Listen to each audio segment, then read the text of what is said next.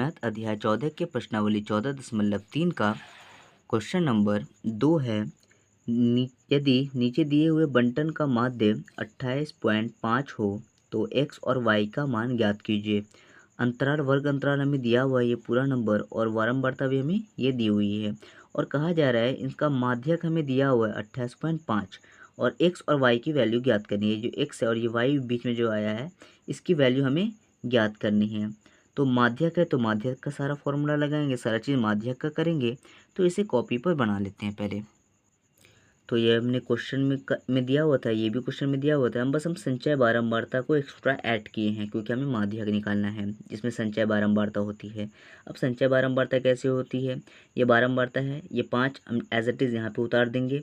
अब इसको क्रॉस में यहाँ से जोड़ना शुरू कर देंगे। 5 और x को जोड़ेंगे 5x। अब 5x को जोड़ेंगे 20 से तो 5 और 20 जुटेगा 25, x वैसे उतर जाएगा। अब इसको इससे जोड़ेंगे 25 और 15 हो जाएगा 40, x वैसे उतरते चला जाएगा। अब इसको इससे जोड़ देंगे 40 और x और y हो जाएगा क्योंकि 40 में तो जुटेगा नहीं तो यहाँ पर y ऐड हो जाएगा यहाँ पर, है ना, यहाँ पर। अब इसको हम इससे जोड़ देंगे 40 और 5 हो जाएगा 45 x प्लस y। ठीक है, ये छोटी मोटी चीज़ें, ज़्यादा मुश्किल नहीं है ये। तो इस तरह से हमने संचय बारंबारता निकाल ली। अब ये जो 60 आया है ये सबको जोड़ कर आया है। ठीक है, ये कहा जा रहा है कि ये 60 है पूरा सबको जोड़ कर।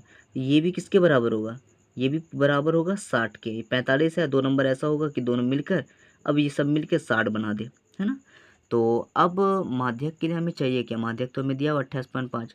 अब हमें x और y चाहिए और इसके लिए हमें फॉर्मूले भी बनाना होगा। इसके लिए हमें CF ये सब चाहिए। तो अब हम इसको आधा करेंगे तो 30 आएगा। अब 30 हम ढूंढ सकते हैं यहाँ पर कि 30 ये वाला है। ठीक है, 30 ये वाला, तो ये वाला नंबर हम ले सकते हैं। लेकिन सबसे अच्छा तरीका है कि हम माध्यक देखिए क्या दिया हुआ है। माध्यक दिया हुआ 28.5।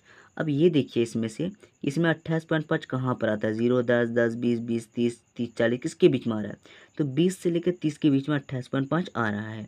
तो 20 से लेकर 30 के बीच में 28.5 है तो ये पूरा नंबर जो है हमारा घेरा लग जाएगा। ठीक है, ये पूरा नंबर घेरा लग गया। अब इसके ऊपर वाला हो जाएगा CF। ठीक है, अब ये जो नंबर है इसके सामने वाला हो जाएगा ये F और इसके सामने वाला ये सबसे छोटा नंबर L हो जाएगा, यानी 20L हो जाएगा। तो L हमारा 20, F हमारा 20 और CF हमारा 5 + x हो जाएगा।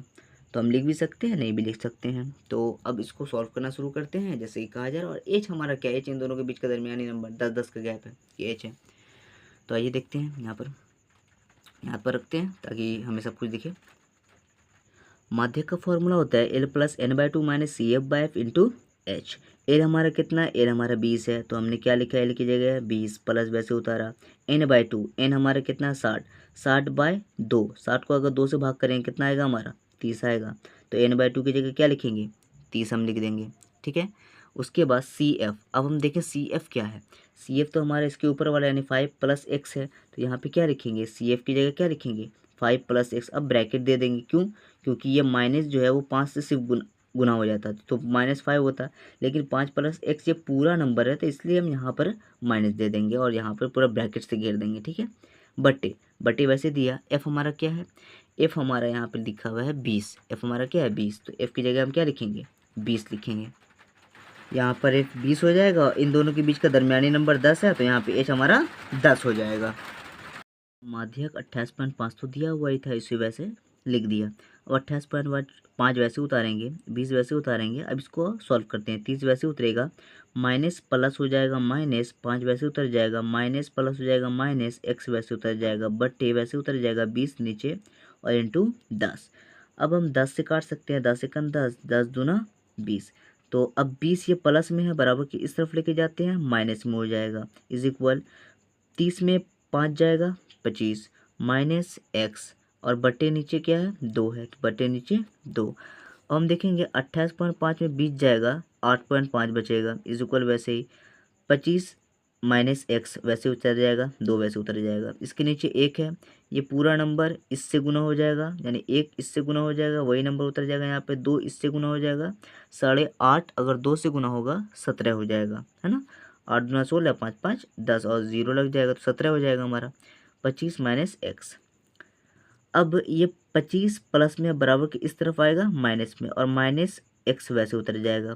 25 में से 17 जाएगा, हमारा बचेगा 8। माइनस का चिन्ह बड़ा इसलिए माइनस लग जाएगा, इज इक्वल वैसे ही और माइनस एक्स वैसे ही। और हम देखेंगे कि माइनस से माइनस कट रहा है, माइनस से माइनस कट रहा है, एक्स बराबर 8 आ रहा है हमारा।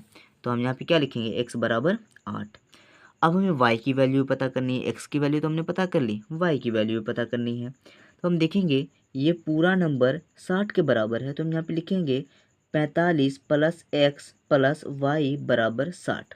45 हमें, अब 45 को क्या करते हैं, बराबर के इस तरफ लेके जाते हैं, 45 को बराबर के इस तरफ लेके जाएंगे तो ये पूरा नंबर एज इट इज़ उतर जाएगा, बराबर वैसे उतर जाएगा, 60 वैसे उतर जाएगा, पूरा नंबर बराबर किस तरफ जाएगा, माइनस में।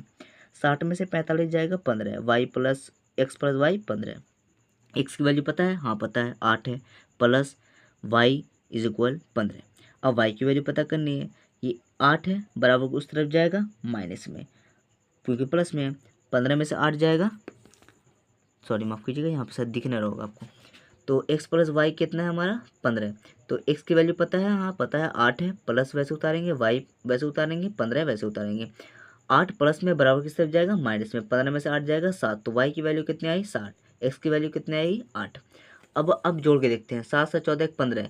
अब 45 में ये 8 है, ये 7 है, 8 और 7 हमारा 15 हो गया। 45 से 15 जोड़ के देखिए कितना हो जाएगा, 60। तो ये इसके बराबर हो गया ना 60, ये पूरा नंबर 60 के बराबर है और ये भी 60 है, तो हमारा वैल्यू बिल्कुल सही है। तो ये भी हमारा माध्यक कंप्लीट हुआ।